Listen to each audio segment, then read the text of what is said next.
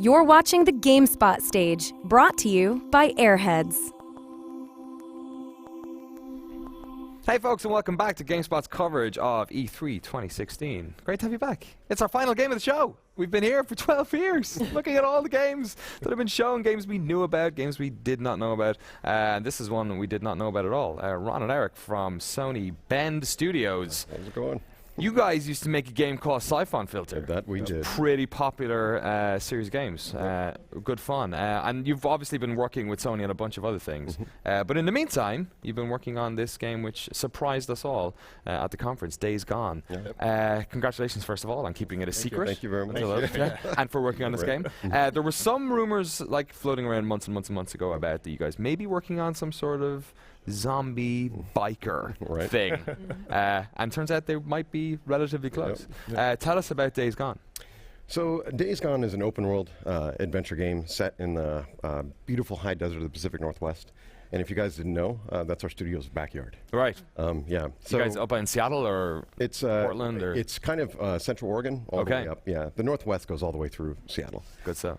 And yeah, so you take control of Deacon St. John, which is a drifter, a bounty hunter, and I'm sure you can tell by the cut on his back that I was an MC of a motorcycle gang. And yeah, he basically uses his appetite for violence and mayhem to survive out in this dangerous world, right? It's set 2 years after a global pandemic has wiped out most of the population and turned millions into these feral creatures that we call freakers, right? I'm sensing like really strong like Sons of Anarchy vibes from this. I mean, obviously you think bikers. Yes. Modern day at least you think Sons of Anarchy, right? What other inspirations did you have? There's, we take inspiration from all kinds of things, from media, from music to pretty much everything. This game is kind of a culmination of everything that our group loves, all into one thing. And you know, it's extremely exciting for us because this is, as you were saying, this is our first original IP. You know what? Yeah, since Siphon Filter in the 1990s, right? Right. Yeah. Yeah, which is crazy, and yeah, it's just extremely exciting for us to do this. You know, you pretty much want to get one chance, and this is what we want to show. So let's talk about the very impressive demo that you guys showed. In fact, we got 2 bites at it, Jerry. We saw it earlier in the conference, and then they finished on it as well, which was wonderful. With the whole office here was just sort of like glued to the screens, enjoying this one, and how it escalated was quite something else. So it's great to hear you guys talking about this being an open world experience, because one of the things about this demo is that it's very well produced, obviously, for the purpose of showing what the game is, but it also felt like it might have been a kind of, you were on a it was like a linear sort of progression that was happening here. So talk about sort of like what you were trying to do with this to explain to gamers what the game was. So that actually was one of the missions in the game that takes place later on, and you know, you're going in there for something, can't talk about it yet, but you have a goal, and you do have an objective for that mission, and your goal is to clear out the entire horde. And depending on how you approach it, the different weapons, the upgrades, the ammo that you take, it can play out completely different. You saw Deacon get a oil filter for his pistol. Yeah. So he was trying to attempt to go into that situation stealth-like, but things didn't work out in his favor. Excellent. Let's talk about some of the technology involved here as well. Like, we're talking like massive amounts of zombies moving very, very fast as well. Presumably this is quite a difficult feat to achieve. Oh, absolutely. We have an evil genius locked away. Working on this for us.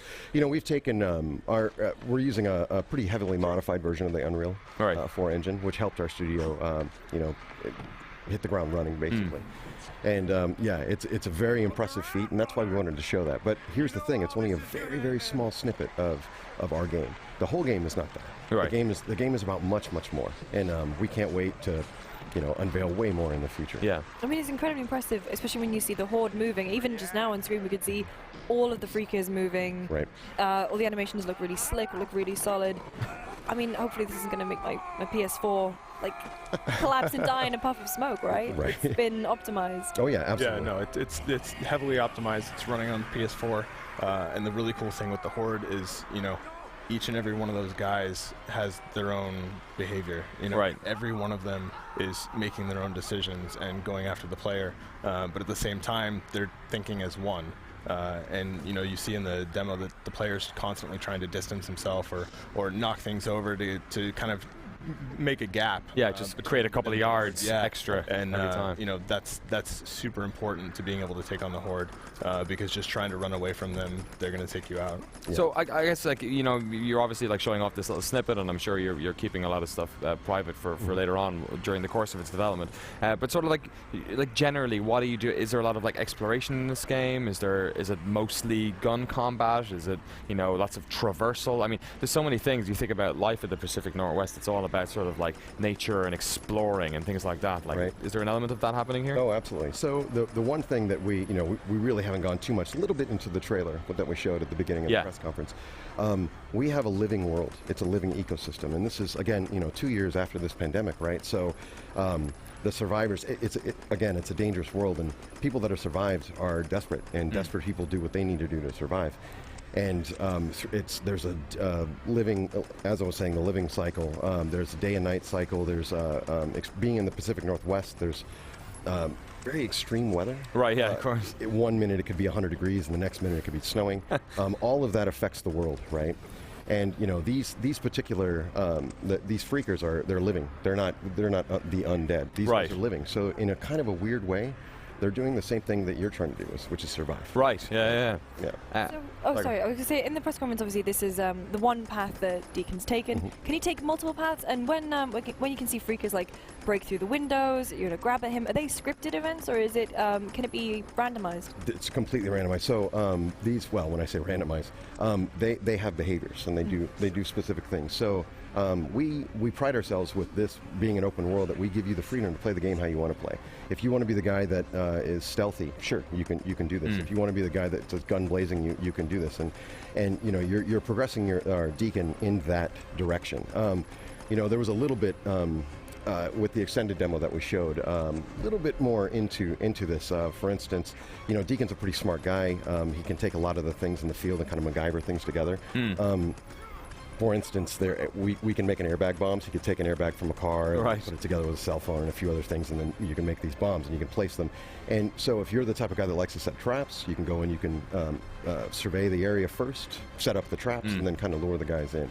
So again, I mean, you can play the game however you want, and that's the beauty.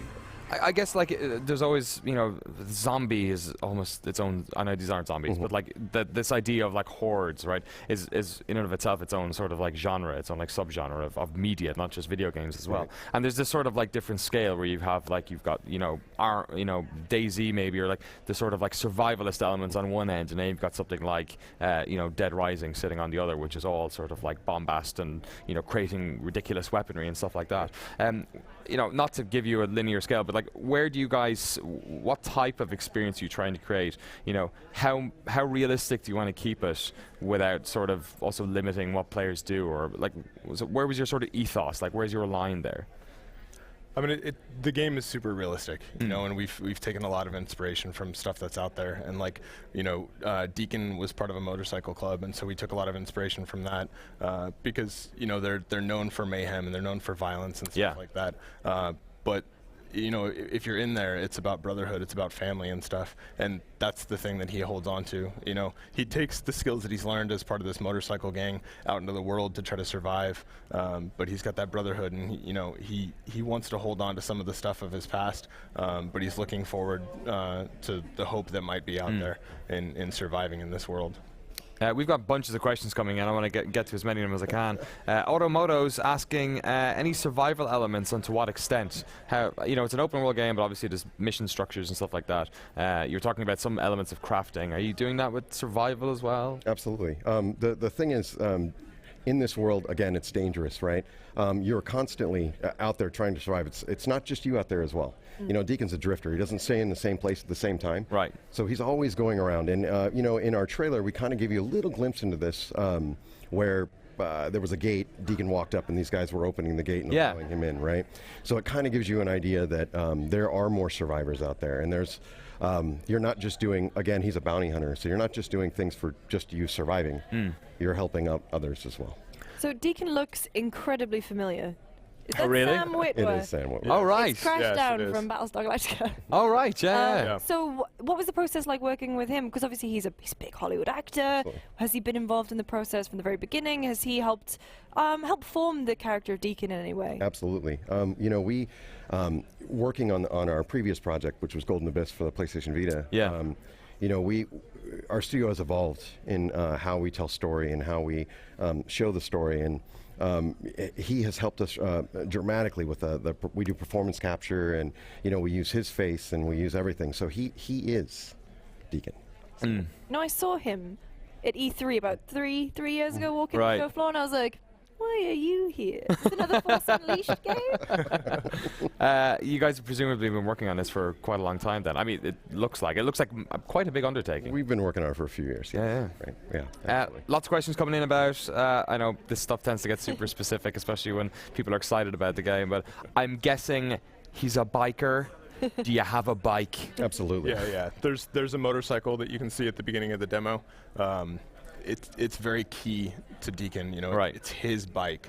You know, a lot of other games have disposable vehicles and stuff like that, and this is his motorcycle. You know, it's something that, you know, as he's been out in the world, he's adapted himself, but he's also adapted his motorcycle to take on the rugged terrain of the Pacific Northwest, and so it's important to keep that nearby. And you saw with the Horde, you know, if things had gone south, he could have bailed and, you know, gotten back to his bike and taken off. So it's important to keep that nearby. Yep. A lot of questions about different weaponry you could use, modifying that weaponry and stuff like that. Are you going down that rabbit hole as well? We have a ton of weapons in the game. You know, one of the interesting things about being in the Pacific Northwest, they're all very much gun. Yes, for sure. Yeah. And yeah, it's very, very interesting. Living off the land and absolutely. Yeah, so I mean, again, we a ton of weapons and lots of variety in our game, which is good, right? But definitely to announce plenty more in the months to come. Yeah, how far away from like launch are you guys? Like, we're not. Yeah, 2018. We're looking. We're not really going into that yet. Yeah, yeah. We will see you at E3 again, perhaps. Bend Studios will return. Yeah.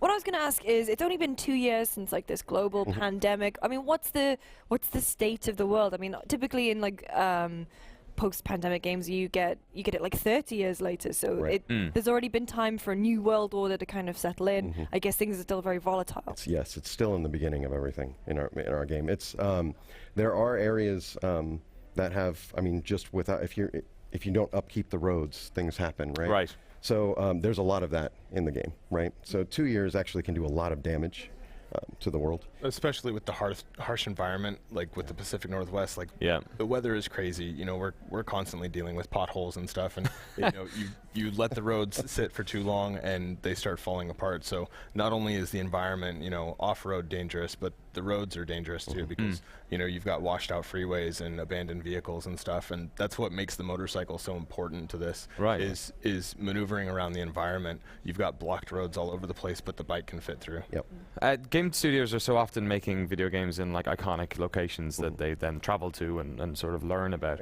What's it like making a game about basically your back door, about like a place that presumably you quite enjoy being in? Oh yeah, absolutely. So much fun. And it's unique to us, and that's kind of the thing. It's like we've never seen any game set in anything like that. Right. We have a ton of different areas, from you know, the mountainous regions to, you know, lush forests to you know, the whole area is built on this ancient lava flow. And you know, we're being 4,000 feet and above, right?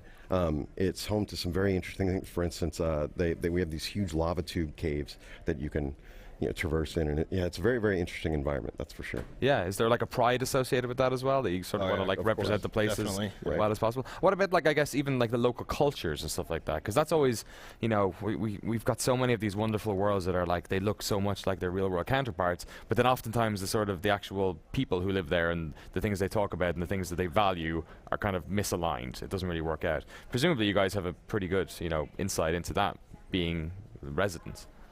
Yeah, there's the cool thing about Oregon is there's a lot of really small towns that are kind of tourist trap kind of things. Right. And you'll see in the trailer there's a giant statue of, you know, a guy with Paul Bunyan looking axe and stuff. And there's a lot of character to the little towns that are in Oregon, and so we've kind of taken a little bit of that and put it into the game.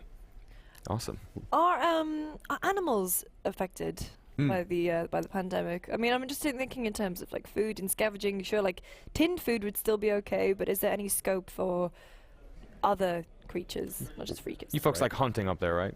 Absolutely. Yeah, we're not going into too much detail about that right now, but in the trailer you can see that there's wolves, and you saw some wolves in the demo, and then there's some deer in a couple shots. So it's definitely a living world. There is an ecosystem there. Good stuff. What's the?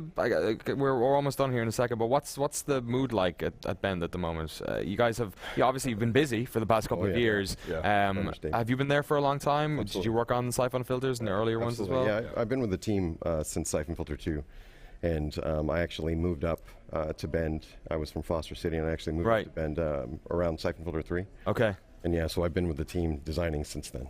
And so what's it feel like to have it out there now, especially must be wonderful. How happy we are to talk about it finally, right? It's incredible. Like it's cool. I started in QA at Studio, and now I'm getting to design this game that we just showed, and it's this big, huge game that's getting all this attention, and I'm just blown away. Like it's really cool. I've been there 10 years. I did some of the Siphon Filter games. I worked on Golden Abyss, and this is just next level. So we're super excited. Absolutely, it's not every day you get to announce a new IP. No, not at all. And yeah, our entire studio is going crazy right now. Right. So oh man, seems like you put the work in as well. It's been a long time since. And the feedback we've been getting has been overwhelming. It's awesome. Crazy. Yeah.